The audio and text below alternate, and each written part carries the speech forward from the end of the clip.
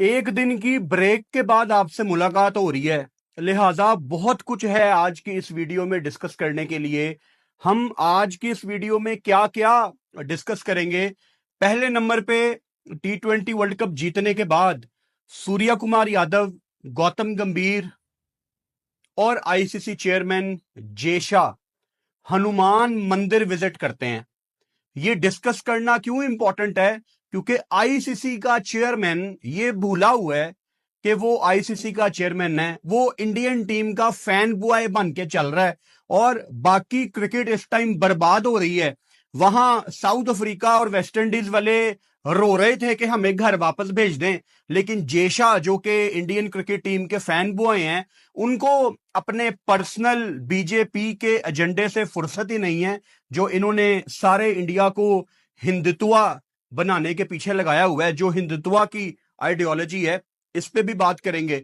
इसके अलावा आज की इस वीडियो में अब्दुल्ला शफीक की स्टेटमेंट कि मैंने क्या कल तक खेलना है, उसके ऊपर भी मैं बात करूंगा। फिर पाकिस्तान सुपर लीग के हवाले से एक बड़ी अपडेट आपको इसी वीडियो में मिलेगी।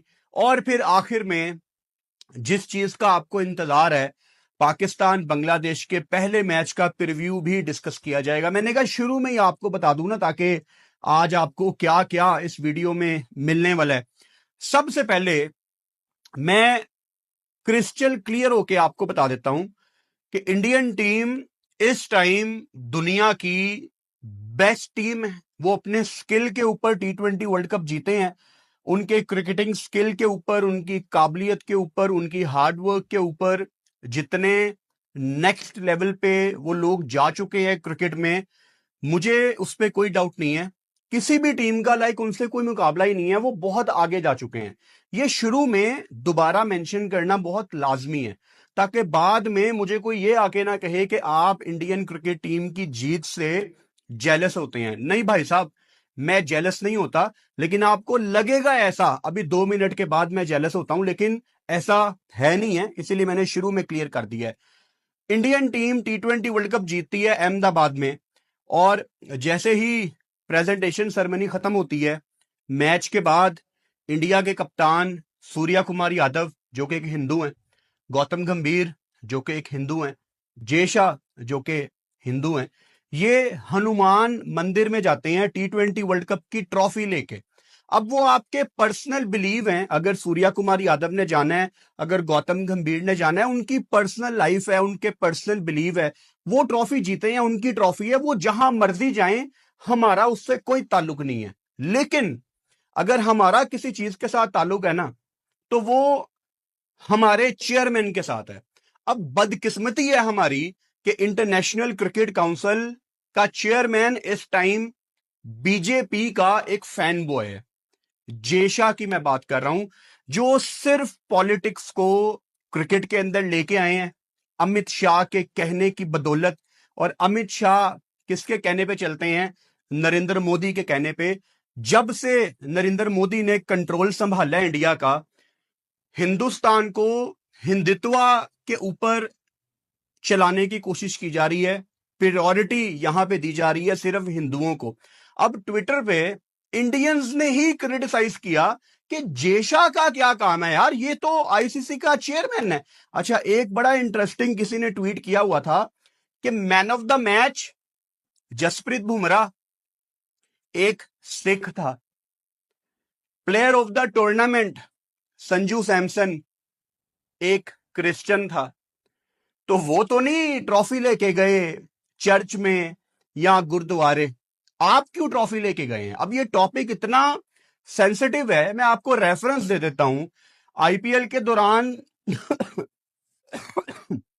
हर दूसरे तीसरे दिन टीमें होटल बदलती हैं, ट्रैवलिंग करती हैं। कई दफा मैंने ये देखा है, उमरान मलिक फास्ट बॉलर या मोहम्मद सिराज, ये मोस्ट ऑफ द टाइम मना कर देते थे कि आप हमें तिलक नहीं लगा सकते, क्योंकि हम मुसलमान हैं, हम तिलक नहीं लगा सकते। और इस पे इंडिया में बहुत ज्यादा क्रिटिसाइज किया गया पास्ट में मोहम्मद सिराज को और उमरान मलिक को कि आपकी हिम्मत कैसे हुई, आप इंडियन टीम का हिस्सा हैं, so you are suppose to follow our guidelines. ये लोग झुठला नहीं सकते। इंडिया में जो लोग इंटरनेट यूज करते हैं, जो ट्विटर यूज करते हैं, वो इस बात को झुठला नहीं सकते कि ऐसा हुआ नहीं है। जहां मोहम्मद सिराज को आप लोग क्रिटिसाइज करते हैं कि इसने तिलक क्यों नहीं लगवाया, जहां आप उमरान मलिक को क्रिटिसाइज करते हैं कि ये तिलक क्यों नहीं लगवाता, तो वहां आप अब इस चीज के साथ ओके क्यों हैं? देखिए, मुझे इससे कोई प्रॉब्लम नहीं है कि सूर्या कुमार यादव मंदिर चला गया, आई डोंट केयर भाई। लेकिन जे शाह जितना इस टाइम आपका चेयरमैन है, वो बदकिस्मती है हमारी कि इस टाइम वो हमारा भी चेयरमैन है, क्योंकि इंटरनेशनल क्रिकेट काउंसिल आपकी भी उतनी है और बदकिस्मती से हमारी भी उतनी है। When was the last time कि कोई आईसीसी का चेयरमैन हो, वो अपनी टीम का फैन बॉय बन के चल रहा हो? मतलब मेरा नहीं ख्याल कि जेशा को मैंने देखा है कि वो श्रीलंका गए हैं T20 वर्ल्ड कप का मैच देखने। वो इंडिया की हर गेम में जाते हैं। हालांकि इंडिया अगर कोई बायलैटरल मैच भी खेल रही है ना, ऑस्ट्रेलिया वगैरह, तो आईसीसी के चेयरमैन या इंटरनेशनल क्रिकेट काउंसिल, हम इसको हमेशा समझते हैं, लेकिन है ये इंडियन क्रिकेट काउंसिल। अब तो इंडिया में भी लोग ये कहते हैं, ये ऑस्ट्रेलिया भी चले जाते हैं मैच देखने। तो हम अंधे थोड़ी हैं यार, हमें नजर आ रहा है ना कि आप क्रिकेट को सिर्फ एक इंडियन होने के पर्सपेक्टिव से चला रहे हैं। अगर आप इस टाइम एक लॉयल इंडियन क्रिकेट फैन हैं, तो आपके लिए जेशा बहुत अच्छा काम कर रहा है। लेकिन अगर आपका ताल्लुक किसी दूसरे कंट्री से है, तो जेशा क्रिकेट की तारीख का सबसे खौफनाक चेयरमैन है। आपको बता देता हूं, आपको पता ही है कि आजकल गल्फ के हालात बहुत ज्यादा खराब हैं, एयर स्पेसेस बंद हैं, लिमिटेड फ्लाइट्स चल रही हैं। T20 वर्ल्ड कप से निकलने के बाद वेस्ट इंडीज की टीम 7 दिन गुजारती है और उनकी अरेंजमेंट आईसीसी नहीं करती, उनको कलकत्ता में रहना पड़ता है। डैरन सैमी ने इतने ट्वीट किए, फिर खज्जल खुआर होके बिल्कुल 7-8 दिन के बाद उनको कहा गया कि अच्छा ठीक है, अब हम आपको भेजते हैं।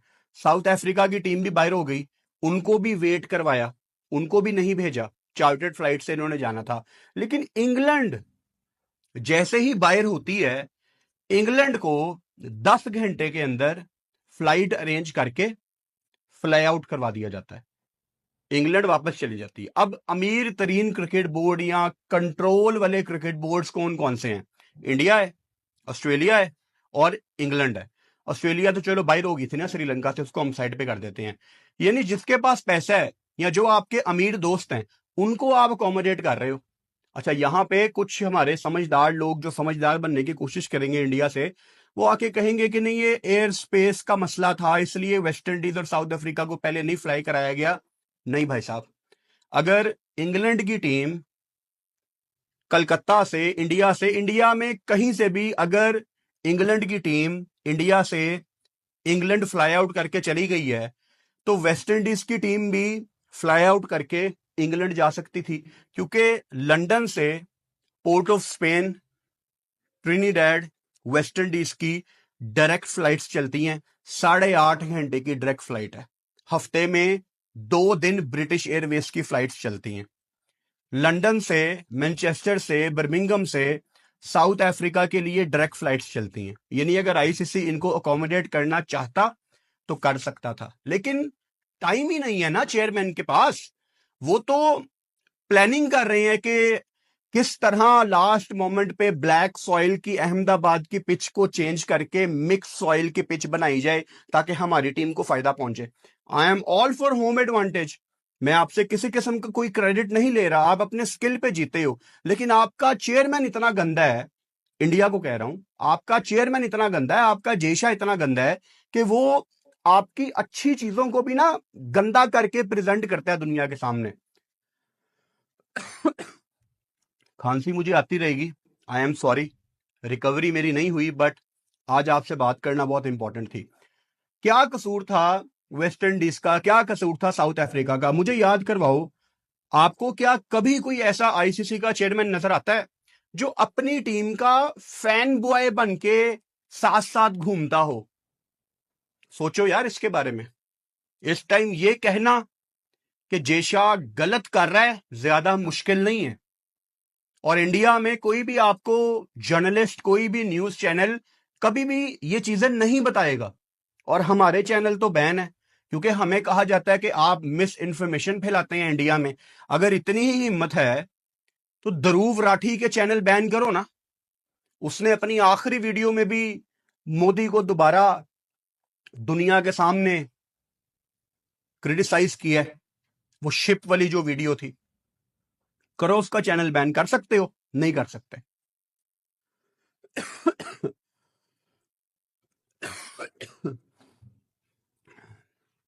जो भी हो रहा है क्रिकेट में, ये अच्छा नहीं है भाई।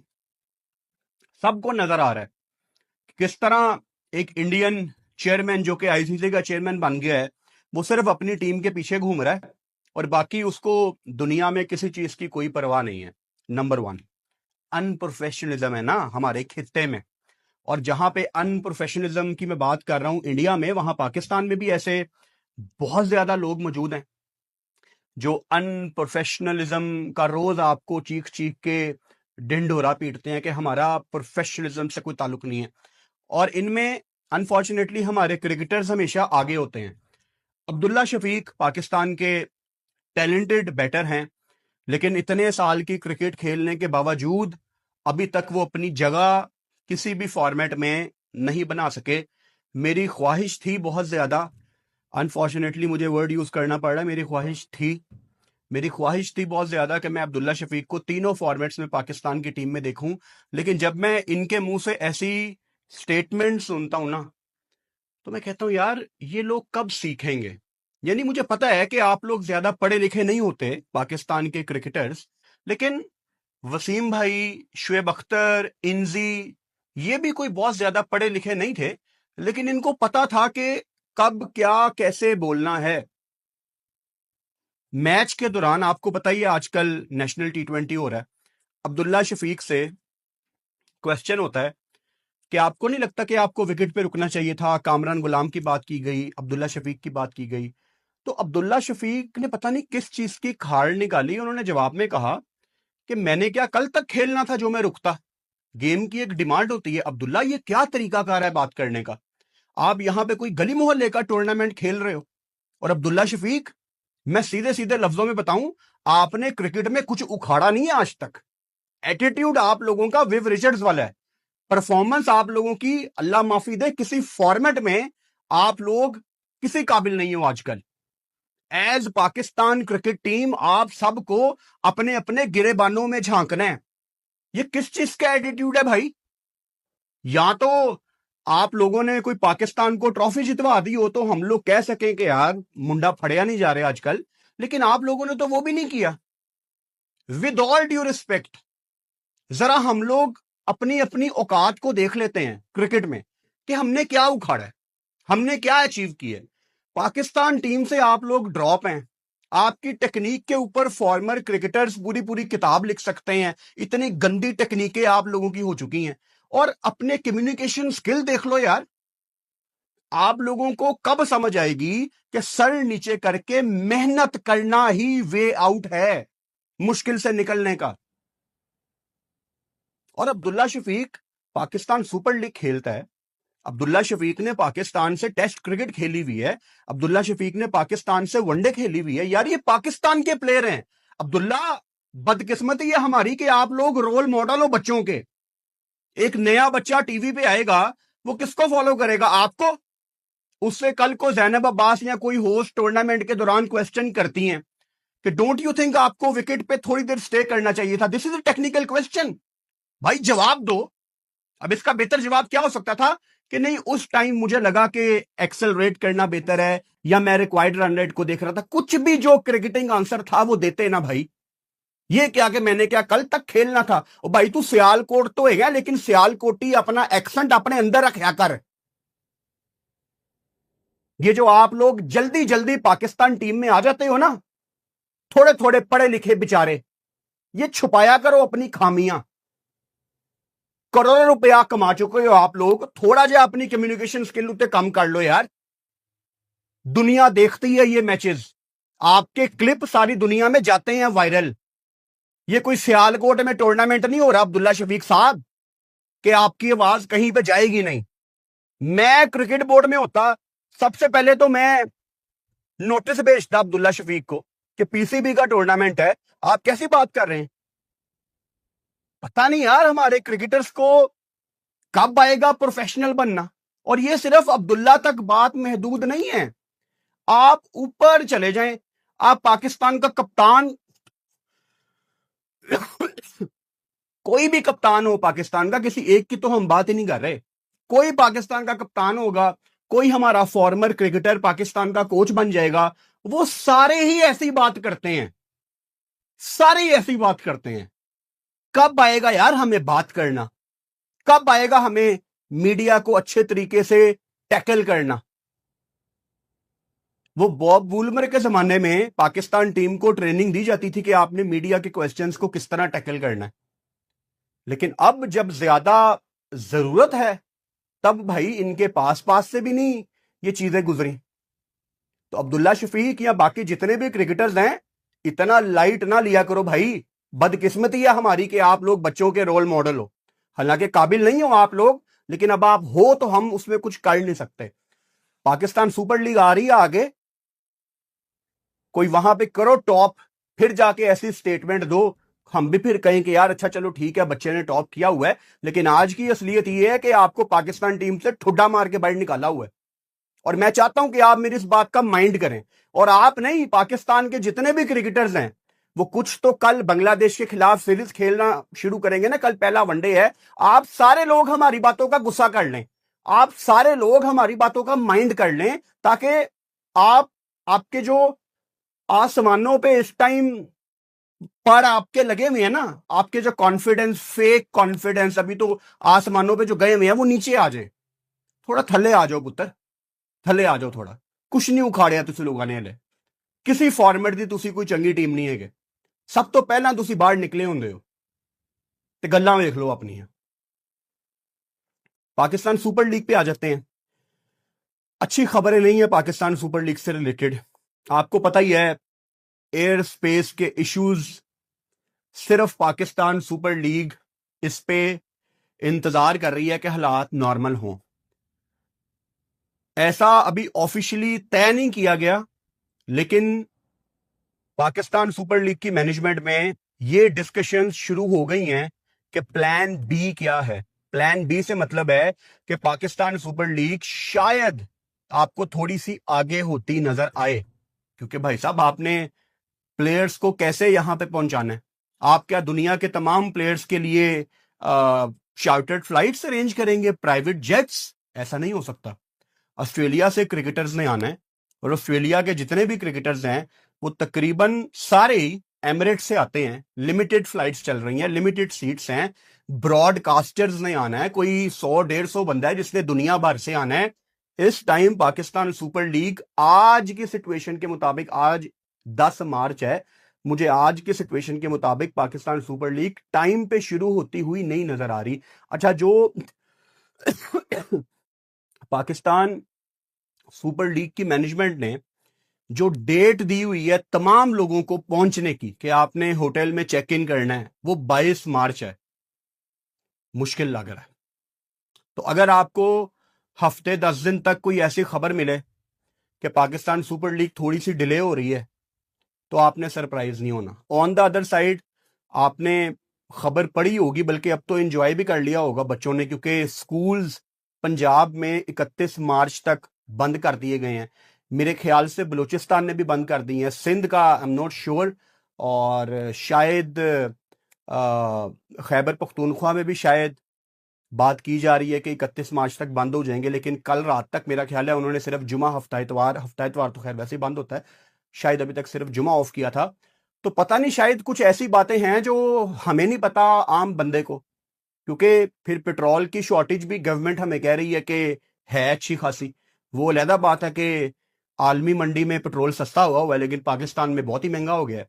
सो हालात क्रिकेट से बियॉन्ड खराब हो रहे हैं, और शायद मजीद होने हैं, और शायद हमें बड़ी चीजें नहीं पता जो आगे 10, 15, 20 दिन में होने वाली हैं। सो क्रिकेट से बड़ी प्रॉब्लम्स इस टाइम दुनिया में चल रही हैं। सो मुझे ऐसा लग रहा है कि पाकिस्तान सुपर लीग शायद थोड़ी सी आपको आगे होती नजर आए। अब कितनी आगे होगी ये हमें नहीं पता, क्योंकि पता ही नहीं है ना कि दुनिया के हालात कब ठीक होने हैं। सो अगर आपको कुछ दिनों तक ये पता लगे तो सरप्राइज नहीं होना, ठीक है। लेकिन पाकिस्तान टीम आपकी ढाका पहुंची हुई है। माइक हेसन ने मीडिया से कल बात भी की थी, वही झूठी बातें, झूठे दिलासे कि हमने किसी को ड्रॉप नहीं किया। जो लड़के नहीं खेल रहे पाकिस्तान टीम में, हमने किसी को ड्रॉप नहीं किया, सिर्फ ये यंग टीम है ना, यंगस्टर्स को हमने चांस देना है। बेवकूफ बना रहा है आपको माइक हेसन। सीधी सी बात है, अगर कोई गोरा है तो इसका मतलब ये नहीं है कि वो सच है, ठीक है ना। कितने वनडे मैच हैं आपके पास? 3 आपके हो गए बांग्लादेश वाले, 3 प्रॉबेबली जिम्बाब्वे आ रही है, बांग्लादेश के बाद जिम्बाब्वे, फिर ऑस्ट्रेलिया आएगी। और ऑस्ट्रेलिया आखिरी मोमेंट पे मना भी कर सकती है, क्योंकि हमारी औकात नहीं है कुछ भी। तो वो मना भी कर सकते हैं। अगर उनको लगेगा यार थोड़ा सा हम थके हुए हैं, हमने रेस्ट करनी है, वो कह देंगे हमने नहीं आना, अगले साल आ जाएंगे। हम क्या कर लेंगे उनका? ये अभी भी हमने अपने प्रीमियम प्लेयर उनको दिए, वो तो बाद में हमारे प्लेयर्स परफॉर्म नहीं कर सके, लेकिन हमारे बड़े प्लेयर्स के ऊपर उन्होंने टिकटें बेची हैं। हम वर्ल्ड कप का वार्म अप मैच नहीं ले सके, हम लाहौर में 2 एक्स्ट्रा T20 मैचेस नहीं ले सके। तो अब अगर ऑस्ट्रेलिया जून में हमें कह दे कि यार थके हुए हैं, हमने नहीं आना, तो हम क्या कर लेंगे उनका? हम कुछ नहीं कर सकते। तो फिलहाल 3 मैच आपके ऑस्ट्रेलिया वाले हैं, ये टोटल आपके 9 मैच हैं। फिर शायद श्रीलंका और इंग्लैंड से आपकी ट्राई नेशन सीरीज हो नवंबर में, वो बहुत दूर है यार। तो कितने मैच हैं आपके पास? और अगले साल आपका ओडीआई वर्ल्ड कप है। यानी मैं आपको लिख के देने के लिए तैयार हूं, माइक हेसन ने अगले वर्ल्ड कप तक यही ड्रामेबाजियां करनी है, इसको अंदर ले आओ, इसको बाहर ले आओ। अच्छा, जब मैंने पोस्टमार्टम वाली वीडियो की ना, जिसमें मैंने साद मसूद की बात की, मैंने गाजी गौरी की बात की, वो वीडियो हमने उन बच्चों के ऊपर की थी जो टाइम से बहुत पहले आ गए। काफी लोगों ने सवाल किया, आपने शामिल हुसैन के ऊपर बात नहीं की। यार वो बहुत टैलेंटेड बच्चा है, वो तो टॉपर है यार। कायदे आजम ट्रॉफी में उसने इतने रन्स किए हैं, प्रेसिडेंट ट्रॉफी में रन्स किए हैं। शामिल हुसैन तो मतलब मुझे खुशी है कि वो पाकिस्तान टीम में आया है। तो वो वीडियो में हमने सिर्फ उन बच्चों की बात की थी जो अभी कच्चे थे, तो इसलिए मैंने उसमें शामिल की बात नहीं की थी। अभी मेरा ख्याल है he will be in action tomorrow, और हमने लाइव स्ट्रीम करनी है 1:15 पहले वनडे में। मैंने टाइमिंग तीनों मैचों की कि मैं कब लाइव आऊंगा कवर पे लगाई हुई है, और यूट्यूब के हेडर पे भी लगाई हुई है। सो माइक हेसन की वही ड्रामेबाजियां, वही घिसी पिटी बातें। प्रीव्यू का जो हमारा तरीकाकार है, आपको वेन्यू के बारे में बताता होता हूँ। शुक्र है मैंने आज माउस चार्ज कर लिया, हमेशा भूल जाता था मैं कि माउस भी चार्ज करना है। तबीयत थोड़ी सी बेहतर है, 100% ठीक नहीं हुई। T20 वर्ल्ड कप के फाइनल की रात बहुत तबीयत खराब हो गई थी, क्योंकि मैं इतनी बुरी हालत में यहाँ लाइव स्ट्रीम करके गया हूँ। जैसे मैंने लाइव स्ट्रीम ख़त्म किया है, मैं घर गया हूँ, मुझे शायद 103 बुखार हो गया। उसके बाद बहुत तेज़ हो गया था बुखार, क्योंकि सारी एनर्जी यहाँ पे बैठ के मैं दे रहा था, और फिर उसके बाद पूरी रात नहीं मैं सो सका। अभी अल्हम्दुलिल्लाह थोड़ा सा बेहतर हूँ, thanks to my dear friend. हमारे पेशावर के दोस्त हैं हमारे डॉक्टर साहब, एक डॉक्टर ताहिर, वो हमेशा मुझे अच्छी अच्छी मेडिसिन देते हैं, तो उनकी दवाइयों से मुझे आराम आ जाता है। सो ढाका मीरपुर शेरे बंगला स्टेडियम, बांग्लादेश के हमारे तमाम भाई, बड़ा अच्छा बांग्लादेश ने वेलकम किया पाकिस्तान टीम का। करना भी चाहिए था, क्योंकि पाकिस्तान ने ऑब्वियसली चांस दिया था उनके लिए। तीनों वनडे मैच आपके शेरे बंगला स्टेडियम ढाका में है। अच्छा, इस स्टेडियम में आज तक 123 वनडे इंटरनेशनल मैच खेले गए हैं, और सैंपल साइज बहुत ही क्लियर है। अगर आप यहाँ पे पहले बैटिंग करते हैं तो आप 123 में से 58 मैच जीते हैं, और अगर आप यहाँ पे चेज करते हैं तो आप 63 मैच जीते हैं। यानी ड्यू फैक्टर ढाका में बहुत ज्यादा आता है। अगर आप चेज करेंगे, चांसेस आर हाई कि आप यहाँ पे चेज कर सकते हैं, क्योंकि बॉल गीला होता है। जब बॉल गीला होता है तो ग्रिप नहीं होता, जब बॉल गीला होगा रिवर्स स्विंग गेम से वैसे ही बाइट निकल जाती है, स्पिनर्स का बॉल कैरी होता नहीं है, तो बॉलर सिर्फ फॉर्मेलिटी के लिए आते हैं, भाग के बॉल फेंकते हैं शहीन की तरह। अब तो खैर वो हमारा कप्तान है। अच्छा, इस ग्राउंड में जो हाईएस्ट इनिंग्स है किसी भी बल्लेबाज की, वो ऑस्ट्रेलिया के शेन वॉटसन की है। आज के ज़माने में वनडे में कोई 170 कर दे, आई थिंक इट्स कैजुअल, लेकिन 2011 में किसी का 130-40 क्रॉस करने का मतलब है कि हम सारे सारे काम छोड़ के बैठ जाते थे कि आज 200 होना है, और फिर वो बंदा 170-80 पे गिव अप कर देता था। तो 185 नॉट आउट शेन वॉटसन की यहाँ पे बारी है। बेस्ट बॉलिंग फिगर्स यहाँ पे 2014 में बांग्लादेश के अगेंस्ट इंडिया के स्टुअर्ट बिनी, इन्होंने यहाँ बांग्लादेश के अगेंस्ट 6 आउट किए थे 4 रन देके। ये मेरा ख्याल है 2014 का एशिया कप, मुझे लग रहा है एक बड़ा ड्रीम स्पेल बिनी ने किया था। वही है ये, एक मिनट चेक कर लेता हूँ। नहीं नहीं नहीं, ये वो बायलैटरल सीरीज है, मुझे लगा था कि ये एशिया कप है। ये इंडिया ने सीरीज जीती थी 2-0 से। अच्छा, इंटरेस्टिंगली पाकिस्तान ने लास्ट ओडीआई सीरीज खेली थी बांग्लादेश के अगेंस्ट 2015 में, और अब हम 2026 में हैं, और 2015 में बांग्लादेश ने हमें 3-0 से हराया था। 3-0 2015 में। उसके बाद अब आप वनडे सीरीज खेलने जा रहे हैं। पिछले साल आपको याद होगा 2025 में हम साल के आखिरी महीने हम बांग्लादेश गए T20 सीरीज खेलने, और वो भी T20 सीरीज हम हार के आए थे। तो बांग्लादेश में भाई साहब कोई बहुत अच्छा रिकॉर्ड आपका नहीं है। तो 2015 में जब आप अपनी वनडे सीरीज खेलने गए थे, उस सीरीज में आपने एक 1-ऑफ T20 भी खेला था, वो भी आप हारे थे। तो बांग्लादेश वैसे ही ना 2014 के बाद अपने घर में एक बड़ी मुश्किल टीम हो गई है, क्योंकि उन्होंने विकेटें बनाने का प्रोसेस तब्दील कर लिया था। अब तो खैर उन्होंने विकेटें बना ली होंगी इस सीरीज से रिलेटेड, लेकिन मैंने पास्ट में बहुत ज्यादा क्रिटिसाइज किया है बांग्लादेश को सिर्फ इस बेस के ऊपर कि यार आप अच्छी विकेटें बनाया करो। अब आगे देखो ना, ओडीआई वर्ल्ड कप आपका साउथ अफ्रीका में है, और अगर बांग्लादेश ने अपनी वही विकेटें बनाई कि ना हम खेलेंगे ना हम आपको खेलने देंगे। अब बांग्लादेश में ऑस्ट्रेलिया ने जाना है, पाकिस्तान ने जाना है, इंडिया ने जाना है, वो हर टीम को वहां पे रगड़ देंगे, लेकिन जैसे ही बांग्लादेश घर के बाहर जाएगी वो कोलैप्स कर जाएंगे। आई होप कि अच्छी विकेटें बनाए बांग्लादेश, जैसे 2013 से पहले बनाता होता था। 2013 से पहले भी बांग्लादेश में स्पिन होती थी ऑब्वियसली, लेकिन अब तो बांग्लादेश ने बहुत ही हालात खराब कर दिए हैं।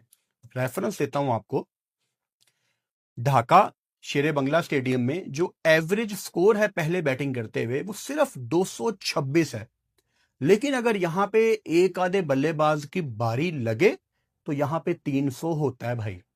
अच्छा, यहां पे जो हाईएस्ट टीम टोटल है किसी टीम का, वो 2011 में आपको याद होगा इंडिया ने बांग्लादेश के अगेंस्ट 370 किए थे।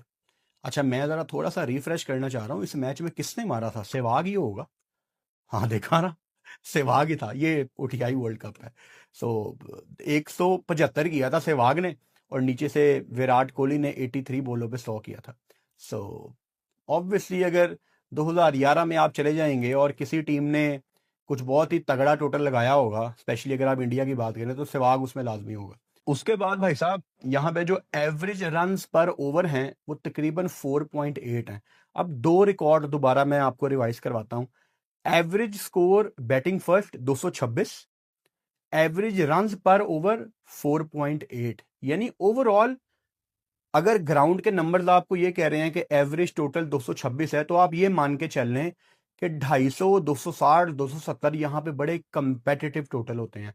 लेकिन कभी कभी होता है ना, किसी एक बल्लेबाज की बहुत अच्छी बारी लग जाती है, तो जहां आपने 270 करना होता है आप 300 तक पहुंच जाते हैं। तो ये बड़े टोटल यहाँ पे अचीवेबल हैं। अच्छा, अगर मैं पाकिस्तान बांग्लादेश की ओवरऑल बात करूं इस ग्राउंड में, स्पेसिफिकली शेरे बंगला स्टेडियम में, तो आज तक दोनों टीमों ने इस मैदान में 9 वनडे इंटरनेशनल खेले हुए हैं, जिनमें 3 बांग्लादेश जीता है और 6 पाकिस्तान जीता है।